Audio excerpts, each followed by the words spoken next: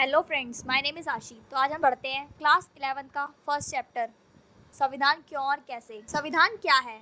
संविधान किसी देश की राजनीतिक प्रक्रिया का वह मूलभूत ढांचा निर्धारित करता है जिसके द्वारा उसकी जनता शासित होती है। मतलब कि जो संविधान है वह एक ऐसा मूलभूत ढांचा तैयार करता है कि जिससे जनता के ऊपर शासन किया जा सके। तो आगे चलते हैं। संविधान किसी राज्य की सरकार के तीनों प्रमुख अंगों विधायिका, कार्यपालिका और न्यायपालिका की स्थापना करता है कि जो संविधान है वो सरकार के तीनों अंग बनाता है। पहला विधायिका, कार्यपालिका और न्यायपालिका। तो तीसरा है संविधान सरकार के तीनों अंगों की शक्तियों की व्याख्या करता है तथा उनके साथ उनके कर्तव्यों की सीमा भी तय करता है कि संविधान ही तीनों शक्तियों की व्याख्या भी करता है और उनके कर्तव्यों की सीमा भी तय करता है। चौथा है संविधान सरकार के तीनों अंगों के बीच आपसी संबंधों तथा उनका जनता के साथ संबंधों का विनिमय करता है कि जो सरकार है उसके साथ जो आपसी संबंध होते हैं जनता के, संविधान उन सबको तय करता है। तो लास्ट है हमारा संविधान जनता की विशिष्ट सामाजिक, राजनीतिक और आर्थिक प्रकृति, आस्था और आकांक्षाओं को पूरा करने का काम करता है तथा अराजकता को रोकता है। तो जो संविधान है वह हमारी सामाजिक, राजनीतिक और आर्थिक प्रकृति को पूरा करने का काम करता है। संविधान की आवश्यकता, तो हमें संविधान की आवश्यकता क्यों पड़ी? मनुष्य एक सामाजिक प्राणी है। समाज विभिन्न प्रकार के समुदायों से बनता है। इस समुदाय में तालमेल बिठाने के लिए संविधान जरूरी है कि मतलब जो एक मनुष्य है वह सामाजिक प्राणी है, तो जो समाज है वह विभिन्न प्रकार के वर्गों से मिलजुल कर बना है, तो हमें इसका तालमेल बिठाने के लिए संविधान की आवश्यकता पड़ी। नेक्स्ट है हमारा संविधान जनता के आपसी विश्वास पैदा करने के लिए मूलभूत नियमों का एक समूह उपलब्ध करवाता है कि जो संविधान है वह आपसी विश्वास पैदा करने के लिए हमें कुछ मूलभूत नियम प्रदान करता है जिससे कि हमारा समाज सही तरीके से चल सके। अंतिम निर्णय लेने की शक्ति किसके पास होगी? संविधान यह तय करता है कि संविधान हमारे लिए यह तय करता है कि जो राज्य के लिए लाभकारी नियम है वह अंतिम निर्णय कौन लेगा। संविधान सरकार निर्माण के नियमों एवं उपनियमों तथा उसकी शक्तियों एवं सीमाओं को तय करता है कि जो सरकार संविधान है वह सरकार के नियम और निर्माण की शक्तियाँ और उनकी सीमाएं तय करता है।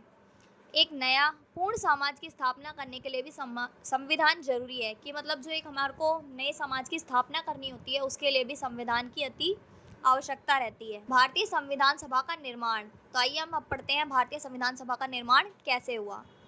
जुलाई 1945 में इंग्लैंड में नई लेबर पार्टी सरकार सत्ता में आई। तब भारतीय संविधान सभा बनने का मार्ग खुला। वायसराय लॉर्ड वेवल ने इसकी पुष्टि की। कैबिनेट मिशन योजना के अनुसार संविधान निर्माण निकाय की सदस्य संख्या 389 निर्धारित की गई, जिनमें से 295 प्रतिनिधि ब्रिटिश भारत के गवर्नर रो के अधीन 11 प्रांतों से 4 प्रतिनिधि, चीफ कमिश्नर के 4 प्रांतों दिल्ली, अजमेर, मारवाड़, कुर्ग तथा ब्रिटिश बलूचिस्तान से और 93 प्रतिनिधि भारतीय रियासतों के लिए जाने थे। तो अगला है हमारा प्रत्येक प्रांत की सीटों को 3 प्रमुख सदस्य मुसलमान, सिख एवं सामान्य से उनकी संख्या के अनुपात में बांटा गया। तो चलिए शुरू करते हैं। 3 जून 1947 माउंटबेटन योजना के अनुसार भारत पाकिस्तान का विभाजन हुआ।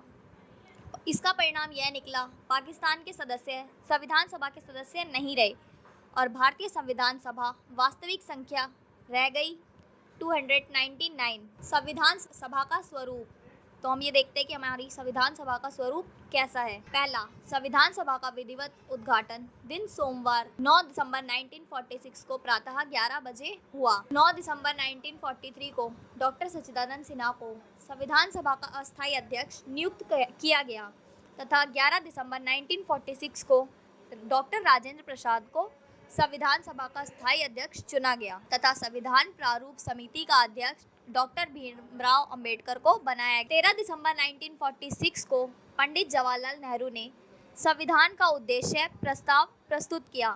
तो जो पंडित जवाहरलाल नेहरू थे उन्होंने 13 दिसंबर 1946 को संविधान का उद्देश्य प्रस्ताव प्रस्तुत किया था। इसमें भारत के भावी प्रभुत्ता संपन्न लोकतांत्रिक गणराज्य की रूपरेखा प्रस्तुत की गई, जिसे 22 जनवरी 1947 को संविधान सभा के सभी कार्य कर लिया गया, स्वीकार किया गया।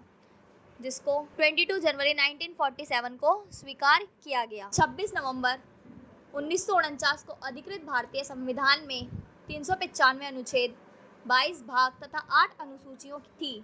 वर्तमान में अनुसूचियों की संख्या बढ़कर 8 से 12 हो गई। संविधान को बनाने में 2 वर्ष 11 महीने तथा 18 दिन का समय लगा तथा कुल 167 बैठकें हुई। 26 नवंबर 1949 को अग्री भारत संविधान को 26 जनवरी 1950 को विधिवत रूप से लागू किया गया।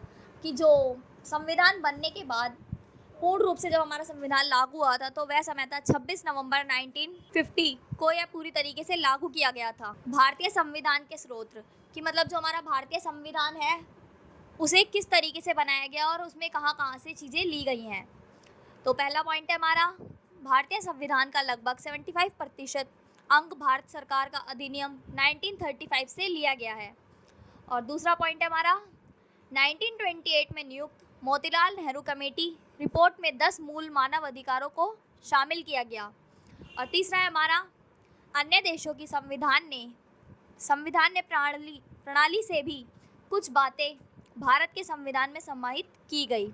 जैसे ब्रिटिश के संविधान से ले लीजिए, ब्रिटिश संविधान पहला है इसका, सर्वाधिक मत के आधार पर चुनाव में जीत का फैसला। कि मतलब जिनको जब हमारे चुनाव होंगे उसमें जिसको भी सर्वाधिक वोट मिलेगा तो उसी की जीत होगी। और दूसरा हमारा, सरकार के सांसदीय रूप की जो एक सरकार है उसको सांसदीय रूप दिया जाएगा। तीसरा है कानून के शासन का विचार कि जो विचार है वह कानून के शासन के अनुसार होंगे।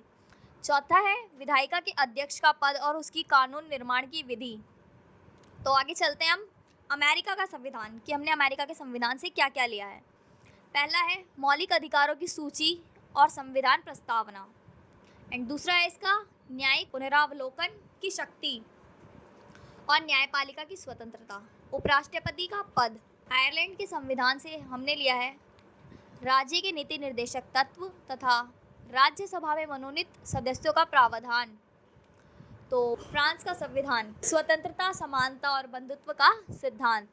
तो हमारा लास्ट है कनाडा का सिद्धांत, एक अर्ध संघात्मक सरकार का स्वरूप, सशक्त केंद्रीय सरकार वाली संघात्मक व्यवस्था, अवशिष्ट शक्तियों का सिद्धांत। इसलिए हमारे भारत के संविधान को उधार का थैला भी कहा जाता है, भारत के संविधान को पुष्प का गुच्छ भी कहा जाता है, जिसमें विभिन्न देशों से लिए गए सिद्धांत यूं ही शामिल है। Thank you for watching my video. अगर आपको मेरी वीडियो अच्छी लगी हो तो इसको लाइक, सब्सक्राइब एंड शेयर ज़रूर करें।